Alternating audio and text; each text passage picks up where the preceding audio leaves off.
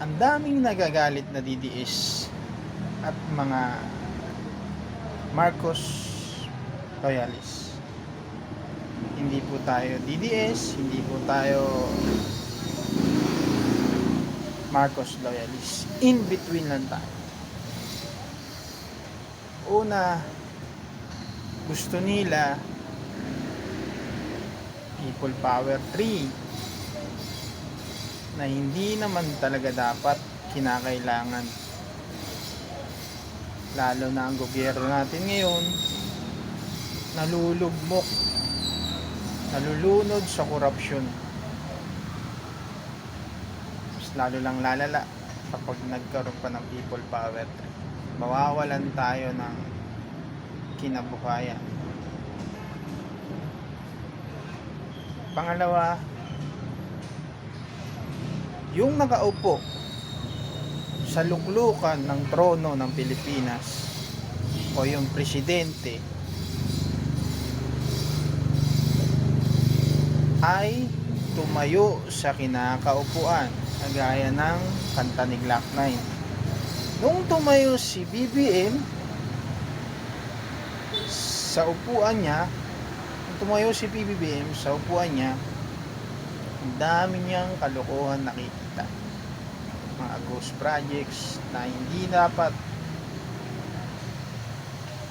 nangyayari.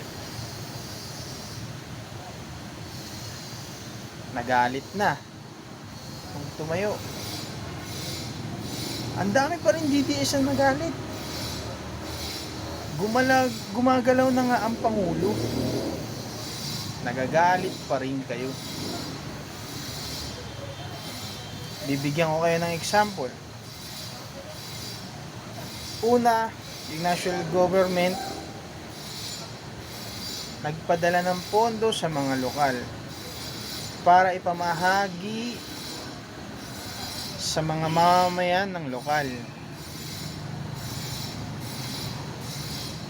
Nagbigay ng 10,000 cash, 1 sack of rice, and 1 box of canned sardines. Binigay sa mayor o sa lokal o sa kahit pa sa congressman. Hindi na natin ganon. Tapos etong nasa lungsod, ibinaba sa barangay. Ang nangyari, bumaba sa barangay, imbis na 10,000 cash, naging 5,000 cash na lang. At yung isang sakong bigas, naging half sack of rice na lang. At yung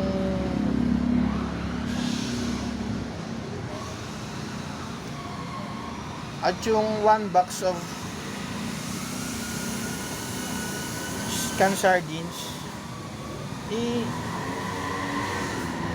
nabawasan na din.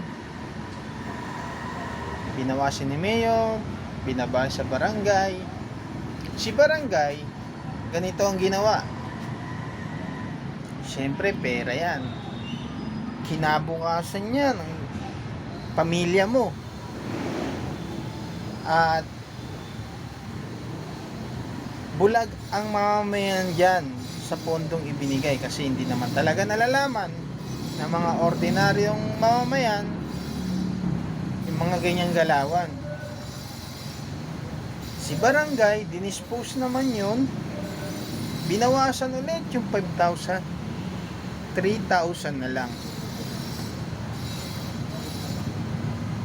Ang nangyari, 3,000 na lang. Yung isang sakong bigas na galing sa national, bumaba sa lokal, naging half sack of rice na lang. Tapos ang nangyari, binawasan pa ulit yun ni barangay, naging 5 kilong bigas na lang. Tapos yung isang box ng sardinas, binawasan ng lungsod, naging kalahating box na lang ng sardinas. At nung binaba sa barangay, naging 12 pieces na lang ng delatang sardinas ang naipamigay. Yun ang masakit na katotohanan. Wala sa itaas ang problema.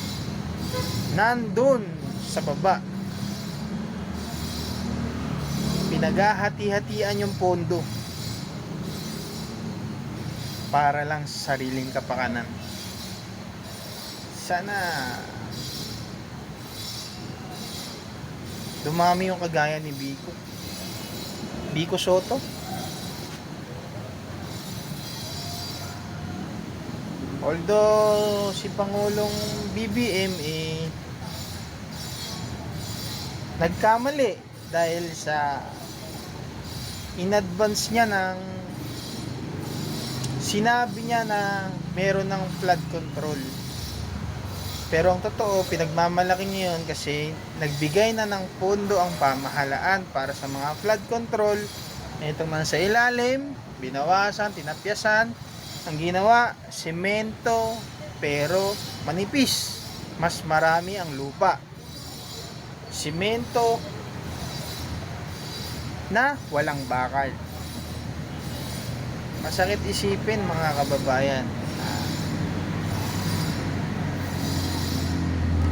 Mas malala ang korupsyon sa lungsod kung nasaan ka, at apektado nito ang buong Pilipinas kasi bawat lungsod may kanya-kanyang namumuno. Yung kanya-kanyang namumuno, kanya-kanyang tapyas ng budget. Walang gamot dito. Hindi magagamot ang korupsyon. Hanggat yung mayayaman na yan, yung mga artista, puro publicity ang ginagawa. Ang iingay sa Congress, mayroon pang pastor.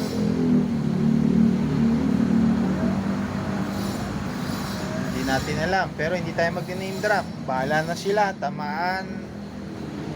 Bato-bato sa langit, ang tamaan, huwag magagalit.